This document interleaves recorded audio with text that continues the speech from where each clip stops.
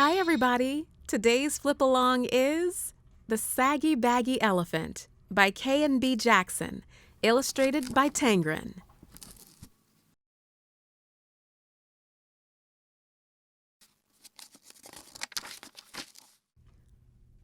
A happy little elephant was dancing through the jungle. He thought he was dancing beautifully. 1, 2, 3, kick. But whenever he went 1, 2, 3, his big feet pounded so that they shook the whole jungle.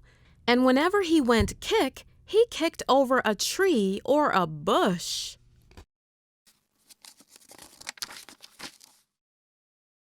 The little elephant danced along, leaving wreckage behind him, until one day he met a parrot. "Why are you shaking the jungle all to pieces?" cried the parrot, who had never before seen an elephant. "What kind of animal are you anyway?" The little elephant said, "I don't know what kind of animal I am. I live all alone in the jungle. I dance and I kick, and I call myself Suki. It's a good-sounding name, and it fits me, don't you think?" "Maybe," answered the parrot. "But if it does, it's the only thing that does fit you. Your ears are too big for you, and your nose is way too big for you, and your skin is much, much too big for you. It's baggy and saggy. You should call yourself Saggy Baggy." Suki sighed. His pants did look pretty wrinkled. "I'd be glad to improve myself," he said, "but I don't know how to go about it. What shall I do?" "I can't tell you. I never saw anything like you in all my life," replied the parrot.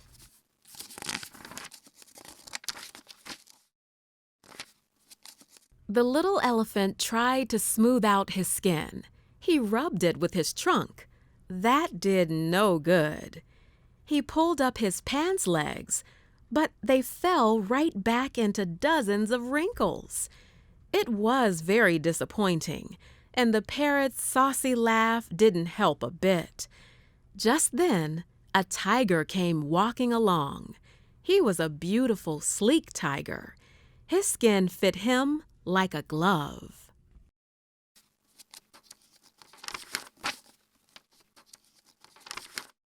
Suki rushed up to him and said, "Tiger, please tell me why your skin fits so well.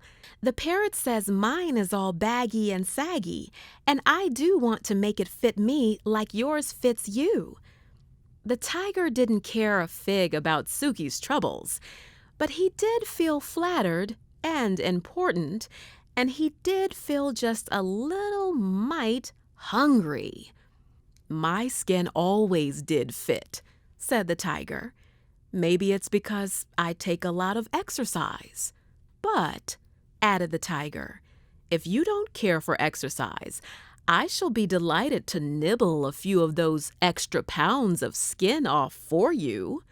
"Oh, no, thank you. No, thank you," cried Suki. "I love exercise. Just watch me." Suki ran until he was well beyond reach.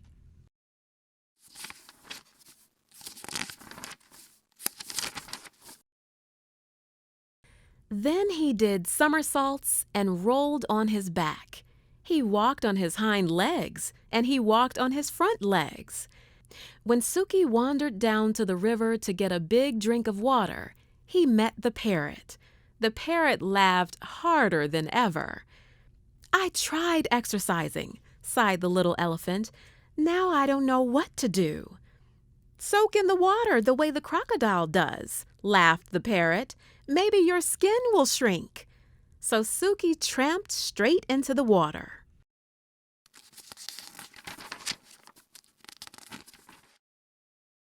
But before he had soaked nearly long enough to shrink his skin, a great big crocodile came swimming up, snapping his fierce jaws and looking greedily at Suki's tender ears.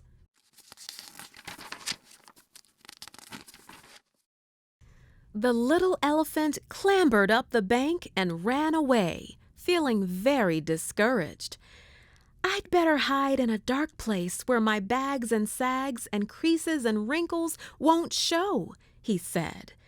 By and by, he found a deep, dark cave, and with a heavy sigh, he tramped inside and sat down.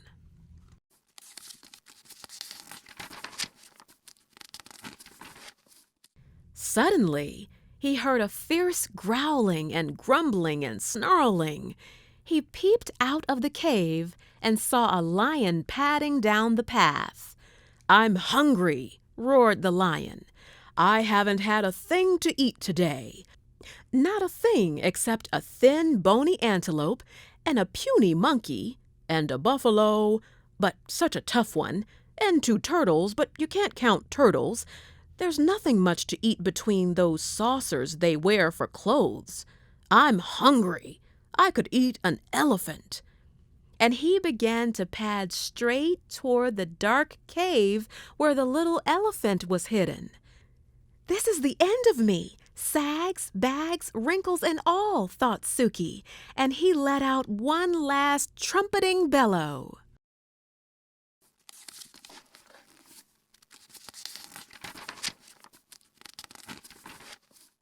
Just as he did, the jungle was filled with a terrible crashing and an awful stomping. A whole herd of great, gray, wrinkled elephants came charging up, and the big, hungry lion jumped up in the air and turned around and ran away as fast as he could go. Suki peeked out of the cave, and all the big elephants smiled at him. Suki thought they were the most beautiful creatures he had ever seen.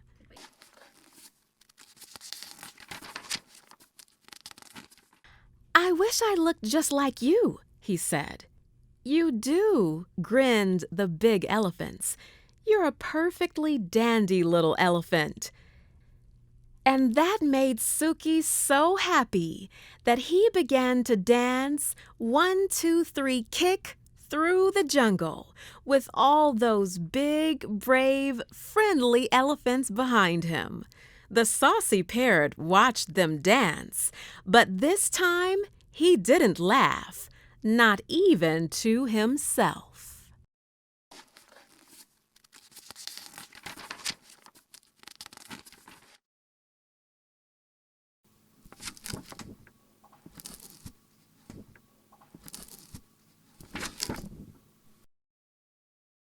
Thanks for reading along with us. Come back next week for another story.